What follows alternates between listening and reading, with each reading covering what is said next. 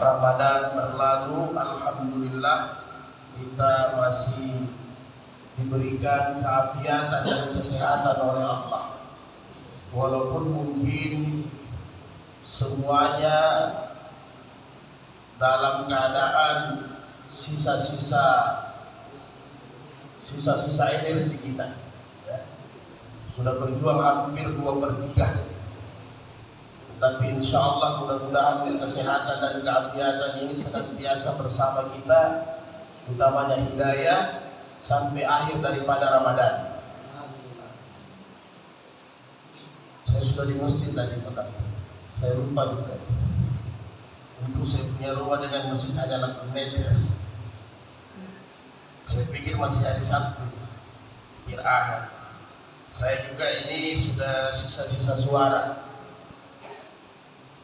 Jadi mudah-mudahan Allah berkahi terus kita, kata Rasulullah dalam hadis sahihnya,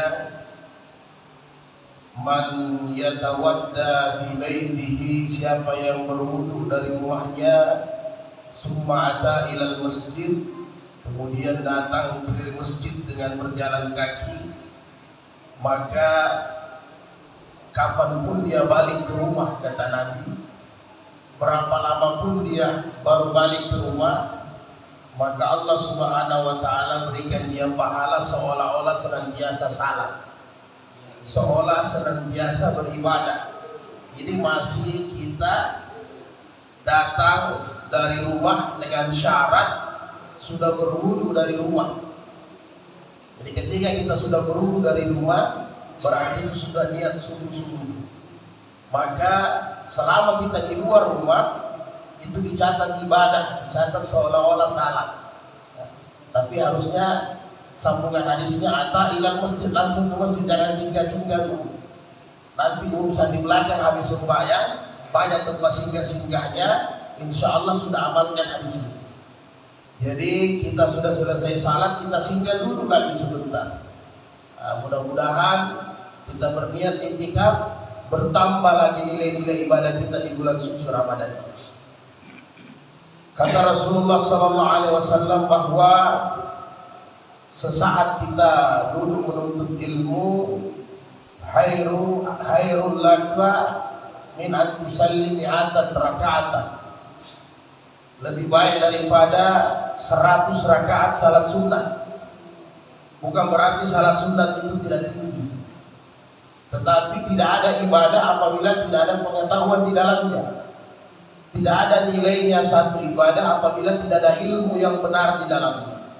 Jadi sebelum kita beribadah pasti kita ingin tahu bagaimana itu ibadah dengan cara salah satunya dulu dalam majelis ta'lim. Orang yang senantiasa dulu dalam majelis ta'lim berarti Allah sudah mudah-mudahkan kemudahan baginya untuk jalan ke dalam surganya Allah Subhanahu wa ta'ala. Amin ya rabbal alamin. Kemudian salawat dan salam baginda Rasulullah sallallahu alaihi wasallam. Karena apalah artinya hidup ini tanpa kebersamaan kita dengan baginda Sayyidina Rasulullah sallallahu alaihi wasallam. Semuanya hambar. Dengan adanya kebersamaan dengan Rasulullah, inilah yang menguatkan hidup kita. Karena kita ingin bersama dengan Rasulullah nanti di dalam surganya Allah Ta'ala. Amin ya rabbal alamin. Allahumma salli ala Sayyidina Muhammad wa ala ali Sayyidina Muhammad.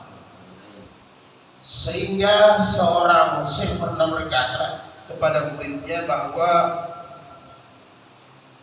usahakan semua apa yang kita buat ini undang Nabi, undang baginda Rasul.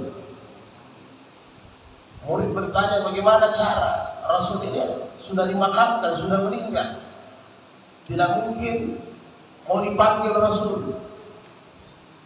Jadi kata seorang syekh bahwa dengan mengerjakan semua amal agama sesuai dengan yang dicontohkan Rasulullah sallallahu alaihi wasallam, maka otomatis Rasul akan bersama kita. Apabila semua ibadiyat kita, amaliyat kita, muamalah, pekerjaan kita muasyarat kita, hubungan dengan keluarga, hubungan dengan tetangga, sampai akhlak kita mengikuti cara Rasulullah SAW, berarti kita hidup bersama dengan baginda Rasulullah SAW. Inilah kata Nabi, man ahya sunnati faqad ahabbani. Dia mencintai saya. Siapa yang mencintai saya, tidak hanya bersama saya di dunia bersama amalan-amalan, tetapi kana ma'il fil jannah, dia akan bersama saya nanti di surganya Allah di hari kemudian. Ini jaminan pasti, asuransi dari baginda Rasulullah sallallahu alaihi wasallam. Maka karena kita ingin rindu bersama dengan Nabi, maka kita dulu dalam majelis-majelis yang mana bisa mengundang baginda Rasulullah sallallahu alaihi wasallam senantiasa bersama kita. Pada subuh hari ini kita akan melanjutkan beberapa poin yang sudah kita bahas selama 2 pekan ini, yaitu satu hadis sahih dari muttafaqun alaih Bukhari Muslim Abu Hurairah, bahwa Rasulullah SAW bersabda, hakul muslimin ala muslimin syittun, bahwa kewajiban seorang muslim dengan muslim lainnya itu ada 6 perkara. Jadi 2 perkaranya sudah selesai kita bahas, walaupun secara instan, minimal kita sudah mengerti, yaitu iza laqitahu fasallam alaihi, apabila kalian berjumpa maka berilah salam, ya, afsus salam alaikum. Jangan sampai tidak beri salam, walaupun beri salam ini banyak syaratnya, hanya tidak tuntas kita baca-baca hadisnya. Salah satu syarat memberi salam dengan saudara kalau ketemu, harus bermuka manis. Itu syaratnya yang pertama.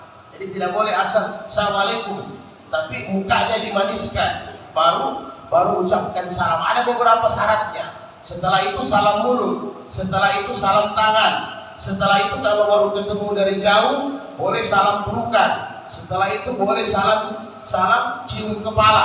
Nah, nanti kapan-kapan kita bahas, ya. Kemudian yang kedua, wa idza da'aka fa'ajibhu, apabila kalian diundang maka wajib untuk datang. Sudah juga kita bahas, walaupun secara instan, minimal bagaimana senantiasa menghadiri undangan saudara, walaupun ada undangan-undangan yang tidak diperbolehkan kita menghadirinya. Jadi menghadiri undangan wajib, tetapi ada hal-hal yang memang mengharamkan kita untuk hadir dalam satu undangan. Ya, salah satunya apabila di dalamnya ada minuman dan makanan yang haram, di dalamnya ada perjudian, di dalamnya ada hal-hal yang bisa mensyirikatkan Allah Subhanahu wa taala. Kemudian yang ketiga, wa idastansahaka fa'ansahu, apabila diminta nasihat kita beri nasihat. Kemudian wa idza atasa fahamidallah fasammathu, apabila bersin maka doakanlah saudara. Maka ini yang kita bahas subuh hari ini, kurang lebih 5-6-7 hadis. Setelah itu kita buka sesi berdiskusi, bermuzakarah dengan bab apa sajalah, gado-gado, kira-kira begitu. A'udzubillahi samil alim minasyaitonir rajim. Bismillahirrahmanirrahim. Hadis sahih Bukhari. Ini biasa saya tidak sebutkan nomor-nomornya. Ini nomor kalau di Bukhari 6443. An-Nabi Hurairah radhiyallahu anhu an-Nabiy sallallahu alaihi wasallam qala, dari Abu Hurairah bahwa sesungguhnya Rasulullah SAW bersabda, innallaha yuhibbul utasa wa yakrahul tasa'uba. Sesungguhnya Allah mencintai orang yang bersih. Kemudian wa yakrahu ini agak tidak menyukai. Kalau bahasa fikihnya makruh. Jadi bukan membenci, agak tidak menyukai. Wa yakrahu boleh juga dikatakan agak makruh. yaitu tasa'uba, menguap. Fa idza atasa ahadakum, apabila di antara kalian bersin, wa hamidallah ta'ala, kana haqqan ala kulli muslimin sami'ahu ayyakulu yarhamkallah. Apabila kalian bersin, maka ucapkanlah pujian kepada Allah, karena itu nikmat. Dalam hadis lain bahwa ketika hamba itu bersih, ternyata banyak penyakit yang Allah keluarkan. Ini tinggal para pakar lagi boleh meneliti kira-kira apa yang banyak penyakit yang keluar. Karena caranya Allah mengeluarkan penyakit selain istighfar, selain mungkin kita menjaga kesehatan berobat, tetapi ternyata dengan bersin ini caranya Allah juga mengeluarkan penyakit, baik buang air kecil, buang air besar, demikian juga bersin. Sehingga kata Rasulullah ucapkan kepada pujian. Maka apabila seseorang muslim mendengar saudaranya bersin, mengucapkan itu kata-kata alhamdulillah, haqqan ala kulli muslimin sami'ahu, yang mendengar itu saudaranya mengucapkan alhamdulillah, maka diutamakan bagi saudaranya untuk mendoakan saudaranya, yarhamkallah, semoga engkau diberikan keberkahan, ya, semoga engkau diberikan keberkahan. Jadi hebatnya Islam, dari bersinnya saudara kita bisa dapat pahala juga. Jadi saudara kita yang bersin, kita bisa dapatkan pahala, mudahnya masuk surga. Wa idza tasa'u, apabila kalian menguap, fa inna ma huwa minasyaitan, itu uap itu, menguap itu gangguan dari setan. Ya kan, kita sudah tahu pasangannya menguap ya pasti mengantuk, mau tidur. Itu menguap itu cara setan mengganggu pertama hambanya untuk melalaikan. Fa idza tasa'aba ahadakum, apabila di antara kamu menguap, maka falyatahuddahu mastata'ah, kalau bisa kau tahan, Nabi bilang sedaya upaya, kau tahan, kau lawan sedaya upaya. Fa inna ahadakum idza tasa'aba dahika minhu syaitan, karena apabila kalian berhasil menguap sampai mulut ini terbuka, maka dari situ setan sudah mulai tertawa kepada kita sekalian. Jadi menguap ini kelihatannya sepele, tapi boleh, tapi ada aturannya. Kalau bisa jangan menguap langsung mudah saja kita tanpa melawan. Apalagi kalau sudah baca Al-Quran mulai satu lembar, sudah mulai itu setan pintar juga. Apalagi di bulan Ramadan ini. Tapi coba pegang HP, Pak. Coba pegang HP. Makanya ada tips yang dikasih juga orang modern. Sekali-kali baca Quran lewat aplikasi HP. Tapi yang repotnya kebanyakan lihat iklan kita, Pak. Akhirnya belum sampai satu juz, Ustaz. Jadi gara-gara membaca Quran lewat HP, setengah jam terbaca-baca. Banyak informasi kayaknya penting, terlupakan baca Quran. Begitulah caranya setan. Jadi kalau pegang Quran satu lembar, pasti sudah mulai menguap. Makanya dilawan sedaya upaya. Bagaimana menguap ini? Diminimkanlah, jangan vulgar sekali. Wah, kalau sedang ini sudah luar biasa, ya. Jadi ini menguap yang tidak dapat pahala. Jadi bersin juga bisa dapat pahala, menguap juga bisa dapat pahala. Ikut aturannya. Jadi enak sekali Islam ini. Jadi bukan hanya sembahyang, buang air bisa dapat pahala, buang air kecil bisa dapat pahala, menguap bisa dapat pahala, bersin juga bisa dapat pahala.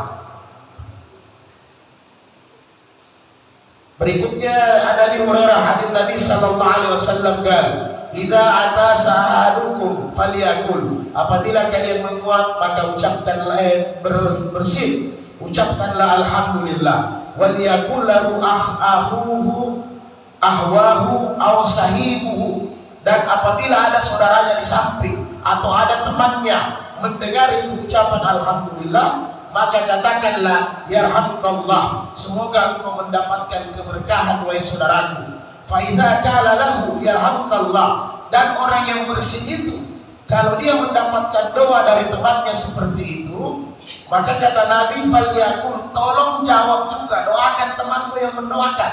Sebaliknya begitu, yaitu yahdikumullah wa yuslihu balakum, semoga Allah memberimu petunjuk dan semoga Allah membaguskan keadaan, memperbaiki keadaan. Jadi saya bersih, ucapkan alhamdulillah, bapak-bapak doakan saya yarhamkallah, saya balas doa kalau saya dengar yahdikumullah wa yuslihu balakum, atau dalam hadis lain minimal yahdikumullah juga cukup, semoga Allah memberi kalian petunjuk. Ini juga dipakai karena ada juga nanti kita dapat non muslim tiba-tiba beri salam karena keadaan bertahmid. Ini refleks Pak, kata-kata alhamdulillah dengan istighfar Allahu Akbar, non muslim ini biasa ucapkan ini barang. Ya, tetangga-tetangga saya banyak yang tator. Kalau di Odista itu banyak yang dari tator. Jadi biasa tiba-tiba refleks astagfirullah. Kadang Allahu Akbar kalau dengar perintah. Jadi itu refleks dari lisan mereka. Saya biasa juga berguru Pak. Kalau sudah dia bilang Allahu Akbar, saya tinggal ditambah Pak Muhammad Rasulullah. Tinggal ditambah Muhammad Rasulullah. Jadi kewajiban kita untuk berdoa kepada saudara kita. Ini belum non muslim, ini yang masih muslim. Kemudian Nabi Musa radhiyallahu anhu qala sami'tu Rasulullah sallallahu alaihi wasallam yaqul, ini hadis surah Muslim juga, idza atasa ahadukum, apabila kalian bersin, fahamidallah fasammatuhu, maka pujilah Allah. Kemudian itu adalah tasbih ya. Fa illam yahmadillah fala tusammatuhu, apabila saudaramu dia bersin mengucapkan tasbih alhamdulillah, jawab yarhamkallah. Apabila dia tidak mengucapkan alhamdulillah, jangan kau ucapkan yarhamkallah. Jadi ada juga aturannya. Jadi kalau saya bersin, saya tidak ucapkan alhamdulillah, tidak usah didoakan dengan yarhamkallah. Imam Al-Auza'i karena selalu ingin mengamalkan orang yang bersin, jadi kalau ada orang yang bersin di samping dia, ini Imam Al-Auza'i rahimahullah, dia tanya, dia takut dia tidak dengar, dia bilang, saudara tadi ente bersin ucapkan apa? Kalau orang yang dia tanya bilang, saya ucapkan alhamdulillah, ya alhamdulillah. Jadi inilah seorang imam sekaligus memberi contoh, memberi pelajaran, kemudian dengan teguran yang lembut. Ya.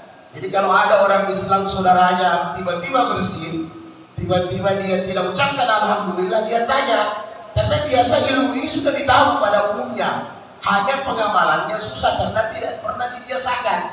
Kalau dibiasakan mudah. Ya. Sama kita kalau biasa sudah tersentuh apa-apa astagfirullah, tergelincir sedikit astagfirullah, karena kebiasaan itu lisan ya. Jadi kalau ada yang tidak sempat ucapkan, dia tanya, saya tidak dengar tadi apa yang Anda ucapkan habis bersih. Jadi orang secara langsung teringat, saya ucapkan alhamdulillah, dia langsung doakan yarhamkallah. Jadi kalau kita tidak dengar, tidak usah didoakan, kecuali kita dengar. Kemudian Anas radhiyallahu anhu qala atasa rajulani inda Nabi sallallahu alaihi wasallam, ada dua orang laki-laki di samping Nabi, fasammata ahadahuma wa lam yusammiti akhara. Jadi yang satu ketika bersin ucapkan alhamdulillah, yang satu diam. Jadi kebetulan di samping Nabi tiba-tiba dua orang bersin. Kemudian faqala alladzi lam yusabbitu, Nabi kepada orang yang mengucapkan tadi tasbih Nabi bilang, ya hamdallah. Kepada yang satu Nabi tidak doakan. Maka yang tidak didoakan bertanya sama Nabi, ya Rasul, atasa fulanu fasammatu. Si fulan ini bersin kau doakan. Kenapa saya tidak didoakan waktu bersin? Faqala Nabi, haza hamidallah. Ini orang memuji Allah. Kemudian wa innaka kau antum la tahmadillah. Engkau tidak memuji Allah. Jadi kira-kira begitu. Itu sudah Nabi sudah kasih contoh sama kita semua.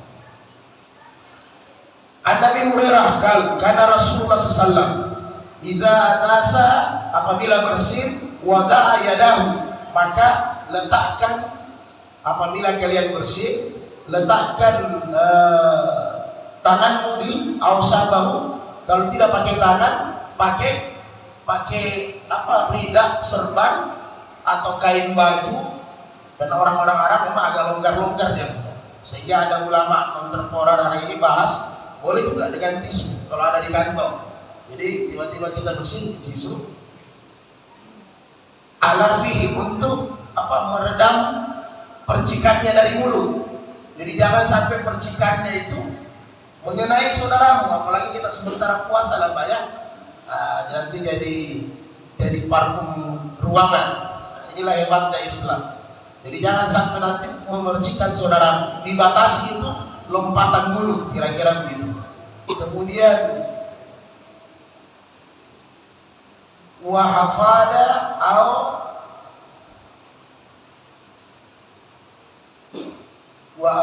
gada. Jadi merendahkan atau lebih bihan sautam, merendahkan atau lebih menundukkan suaranya sekaligus percikannya. Suaranya sekaligus percikannya. Makanya Nabi itu kalau pakai serban rida sebenarnya salah satu fungsinya itu. Itu yang dikhawatirkan, jangan nanti tiba-tiba keluar lendir sementara sembahyang. Jadi fungsinya untuk sejadah itu nomor sekian. Jadi nomor pertama itu ridanya Nabi, apalagi kalau subuh memang kalau di tanah Arab kalau musim dingin betul. Jadi bisa dipakai sekaligus dengan membungkus batu, membungkus badan. Kemudian yang kedua, tiba-tiba ada bersin atau ada binatang-binatang yang memang menyengat, bisa kita pukul dengan itu. Kemudian tiba-tiba kita bersin ditutup dengan rida. Hanya orang yang kebiasaan pakai rida, hati-hati kalau sembahyang. Ini mungkin bukan babnya, karena biasa begini.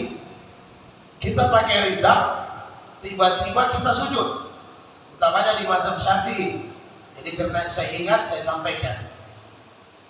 Ini rida tidak lepas dari badan. Kemudian ada jatuh di tempat sujud satu, tapi satu ada di badan. Saya pakai sujud. Ini tidak boleh Pak. Dalam mazhab Syafi'i tidak boleh, makruh berarti. Ya, karena ini yang di badan. Jadi kalau memang mau, refleks jatuhkan Pak. Jadi di refleks dijatuhkan. Nanti di bab-bab fikih kapan kita akan bahas. Jadi gambarannya kira-kira begitu. Karena saya lihat di sini banyak yang pakai rida. Jadi kalau memang mau dilepas, lepas total. Atau jangan nanti ditaruh di leher. Tiba-tiba pas sujud dia lepas, satu di badan, satu di tempat sujud, dipakai sujud. Ini dimakruh beratkan di mazhab Imam Syafi'i, tidak boleh. Ya, sama dengan rambut yang masuk di tempat sujud. Tapi karena menurut Imam Syafi'i itu berarti menghalangi sujud karena melengket di badan. Kalau dia lepas dari badan, itu yang tidak menghalangi sujud. Kemudian, jadi ini banyak hadisnya itu. Sahabat dengan Nabi tiba-tiba bersin, kemudian berdahak. Jadi di ridanya itu dahaknya dibuang. Jangan dibuang di samping saudara. Nanti habis sembahyang dibersihkan, itu urusan lain. Jadi itu fungsinya rida, ya. Fungsinya selendang, fungsinya sejadah. Jadi kalau yang ada kantong ya boleh pakai tisu juga, boleh jaga-jaga. Nabi Musa radhiyallahu anhu, kana yahudu yata'attasuna inda Rasulullah sallallahu alaihi wasallam. Jadi ini orang Yahudi juga, orang-orang non-Muslim di zaman Nabi, dia pada dasarnya sebenarnya yakin ya, secara batin ini Nabi ini memang orang benar. Jadi orang-orang Yahudi biasa lewat di samping Nabi, pura-pura bersin supaya dapat doa Nabi. Ini Yahudi kan orang pintar Pak, orang-orang cerdas ini orang Yahudi memang pintar mereka. Jadi mereka sudah dengar bahwa orang kalau bersin doa dapat doanya Nabi, karena mereka menolak Nabi bukan tidak percaya Nabi ini Nabi, tapi karena kedengkian, ya kan begitu. Ini kedengkian, kok tiba-tiba ada orang Arab yang jadi Nabi?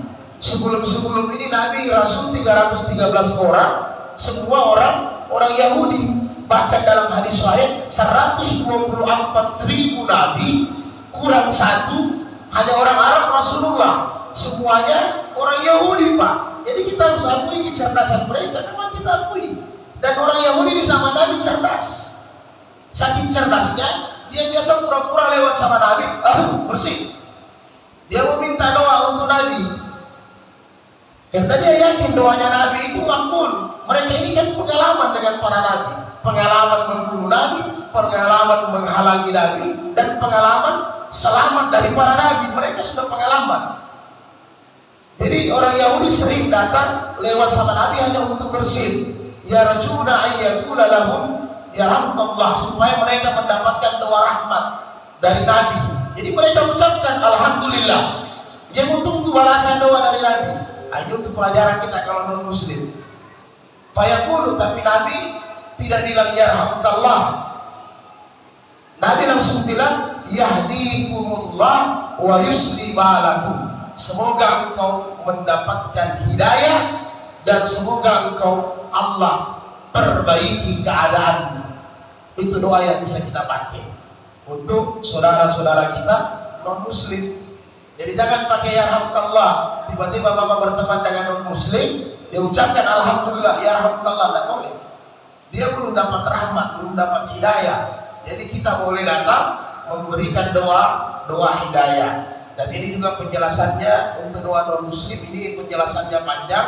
Maka doa kita kepada saudara-saudara kita non muslim, baik tetangga kita, sahabat kita, boleh kita doakan mereka, asal jangan mendoakan mereka pengampunan dosa, tapi doakan mereka semoga Allah berikan petunjuk Islam. Itu doa yang boleh kita doakan mereka setiap saat. Jadi demikian juga sama dengan memberi salam yang lalu. Jadi kita jawab simpel, jangan sampai melanggar akidah. Begini juga, kalau kita jawab mereka bersin, karena di zaman Nabi sudah terjadi ini Pak. Mereka bukan tidak sengaja datang sama Nabi langsung bersin supaya dapat doa. Jadi Nabi doakan, yahdikumullah, semoga engkau dapat hidayah. Jadi jangan doakan rahmat mereka, doa hidayah. Karena orang yang dapat rahmat harus dapat hidayah dulu, baru rahmat. Kemudian yang terakhir, Abi Sa'id Al-Khudri radhiyallahu anhu qala Rasulullah sallallahu alaihi wasallam, "Idza tasa'aba ahadukum," apabila kamu menguap, falyumsik biyadihi, falyumsik, usahakan tahan. Sekemampuan kita ditahan. Kalaupun dia tetap keluar tapi kita tahan, biyadihi dengan tangan. Sekemampuan dengan tangan, ala fi'li di atas mulut. Jadi jangan menguap ini sembarang. Jadi kalau dengan cara menguap begini kita dapat pahala Pak. Di atas mulut, fa inna syaitana yadkhulu. Karena apabila kalau kita menguap dengan cara begitu, berarti setan tidak tertawa dan setan tidak bisa masuk dalam diri kita. Jadi kalau kita sudah menguap, setan tertawa, setan sudah masuk sama diri kita. Ya sama lah kata Nabi, apabila masuk rumah, seseorang tidak membaca beri salam kepada keluarga rumah, setan ikut bermalam di rumah itu. Tapi apabila orang beri salam kepada ahli rumah masuk rumah, maka setan tidak ikut bermalam di rumah itu. Itu juga kata Nabi dalam hadis-hadis sahih yang lain, apabila kita makan baca bismillah, maka setan tidak ikut makan bersama kita. Tapi apabila kita makan tidak baca bismillah, maka setan ada tempat makan bersama kita. Dalam hadis lain juga sama, apabila kita baca bismillah berhubungan dengan istri, maka setan tidak ada tempat bersama kita di situ. Tapi apabila kita berhubungan tidak berwudu, tidak dengan istri, tidak baca bismillah, setan akan bersama kita di situ. Kira-kira demikian Bapak sekalian yang berbahagia. Kita buka biar agak panjang, silahkan kita buka sesi saling isi mengisi satu sama lain.